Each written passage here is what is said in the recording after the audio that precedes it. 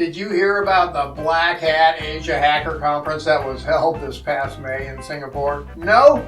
Me neither, until I read this article that was recently published on Wired, and what I read blew my mind, folks. As you know, one of my companies does TSCM sweeps, or Technical Surveillance Countermeasure Sweeps, which is often referred to as bug sweeps. And I have a lot of videos on the channel about conducting TSCM sweeps, and I have this full-length course I made titled Introduction to TSCM, and I will leave a discount link below for that course should you want to check it out. But this video isn't about my course. This video is about two new eavesdropping technologies discussed at the recent Black Hat Asia Hackers Conference. At that conference in May, a new surveillance technique designed was discussed that would essentially allow anyone with basic equipment to eavesdrop on conversations if they can identify a line of sight through a window to certain types of reflective objects inside a room. Yeah, creepy, isn't it? If they can merely see a reflective object through a window, they can then point an optical sensor that is attached to a telescope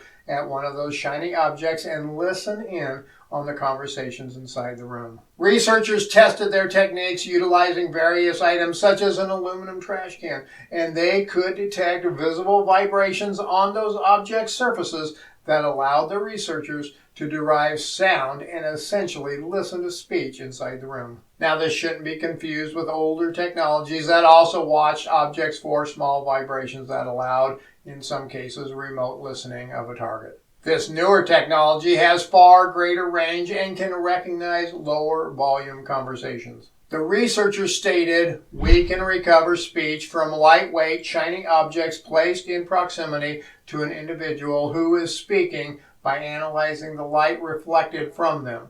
And the beauty of it is that we can do it in real time, which for espionage allows you to act on the information revealed in the content of the conversation." This new technology takes advantage of the fact that sound waves create, when we speak, also create changes in air pressure that can make extremely minute vibrations on objects in a room. What they did in their experiment was they attached a photodiode, which is a sensor that converts light into voltage to a telescope. That photodiode sensor was then connected to an analog to digital converter using a normal, everyday personal computer. This then translated the sensor's voltage output into data that showed real-time fluctuations of the light that was reflecting off the object the telescope was pointing at.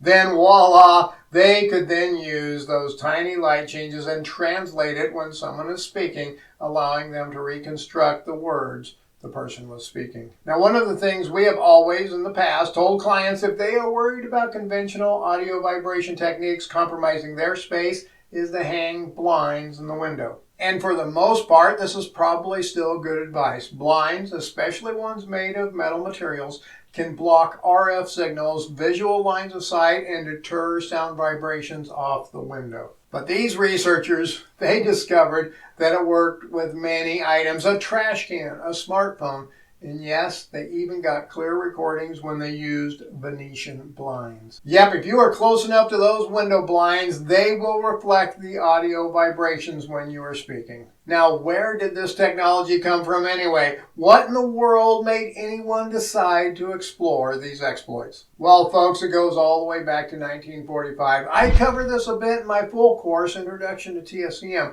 Back in 1945, the Soviet Union presented a gift to the United States ambassador to the Soviet Union, which was proudly displayed in the ambassador's office. Little did they know at the time, but that gift, which was called the Thing when they first discovered it was an actual eavesdropping bug, used RFID or radio frequency identification to listen in on all of the conversations the ambassador had. The Thing has also been called the Great Seal Bug, and after discovering the device by accident, I might add, it still took the United States 6 years to figure out what it did and how it worked. But wait, that is not all I learned. There is yet another huge voice recording device which was reportedly being worked on by MIT, Adobe, and Microsoft back in 2014. This long-range eavesdropping technology utilized optical spying by picking up conversations from the vibrations of leaves on a houseplant or even an empty potato chip bag.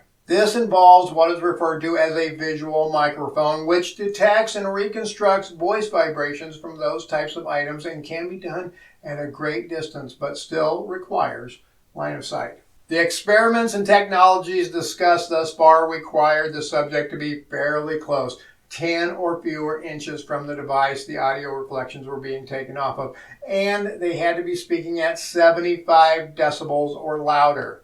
For reference, 75 decibels is fairly loud, like a very loud conversation, and other room noises like fans, air conditioners, radios, etc. would highly negatively affect the use of these types of devices. So a pretty good tactical defense against these or other audio vibration recording devices is to use a good fan or fans in a room, or maybe even to invest in a white noise generator. I will leave a link below for one I have used in the past from KJB, the J1000, which is battery operated, so it is a mobile device and it covers up to 100 square foot areas. I know this may leave you wondering what types of bug sweeping equipment is available and what types work and what types don't work. And I made this video which covers those questions in great detail, so check it out now.